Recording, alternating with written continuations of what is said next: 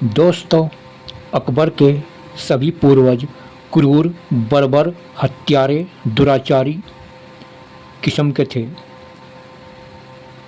परपौत्र औरंगजेब तक तथा उसके बाद भी सभी उत्तराधिकारी अन्याय, अत्याचार और अमानवीय दुराचारों के जीवंत प्रतिरूप थे। स्वयं अकबर तथा उसके समकालीन भी क्रूरता और बर्बरता में किसी से कम नहीं थे। आगे के प्रकरणों में हम इन तथ्यों पर प्रकाश डाल रहे हैं कि अकबर तथा उसके हिंसा पशुतुल्य सेनापतियों ने जो निरंकुशता दिखलाई, जनता को यातनाएं दी, क्रूरता तथा बर्बरता और कत्लेआम किया, उनकी कोई सीमा नहीं थी।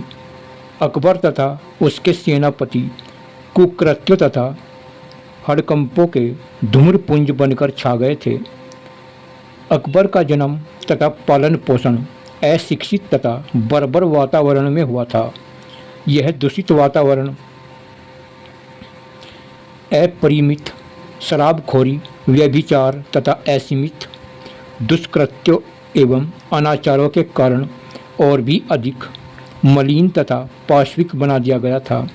अतः अकबर के संबंध में जैसा कहा जाता है, वह अत्यंत सद्गुणों का रत्न था।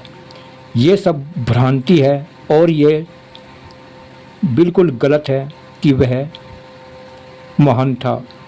अपने पूर्वजों एवं उत्तराधिकारियों में से किसी भी रूप में वह क्रूरता एवं विलासिता में कम नहीं था।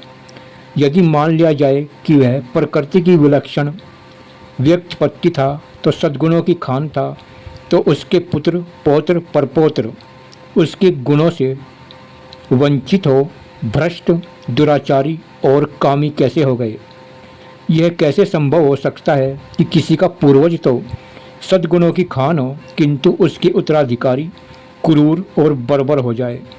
यह मात्र एक तर्क है, और इस प्रकार के तर्कों के द्वारा हम जिन निष्कर्षों पर पहुंचते हैं, उन्हें अकबर के शासन से उल्लिखित तथ्यों से पूर्ण समर्थन प्राप्त होता है।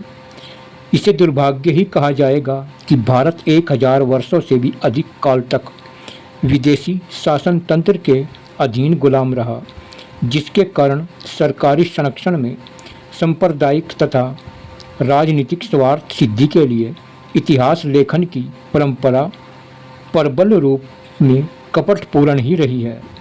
इसी का दुष्परिणाम है कि भारत के अतीत का सहज सीधा एवं वास्तविक इतिहास लिखने का कार्य गुनाह समझा जाता था।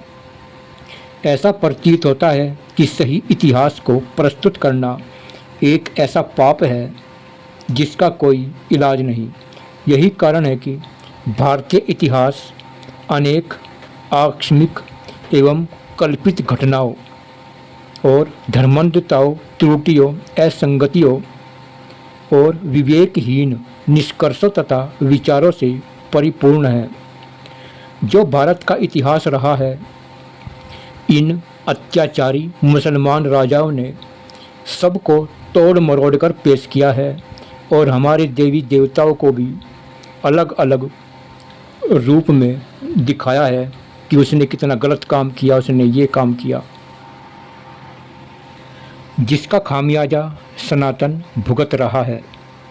और अपने ही इतिहास, अपने ही देवी देवताओं पर सनातन के लोग प्रश्न उठाते हैं कि उसने ऐसा काम किया था, उसने ये गलत काम किया था, मगर उन्हें यह नहीं पता कि ये सब लिखवाने वाले धूर्त मुस्लिम राजा ही रहे हैं। और यह बड़े दुर्भाग्य की बात है कि अकबर को हिंदू सम्राट अशोक की श्रेणी में स्थान दिया जाने लगा है, जिसका कोई भी ऐतिहासिक आधार पुष्ट एवं प्रमाणिक नहीं है।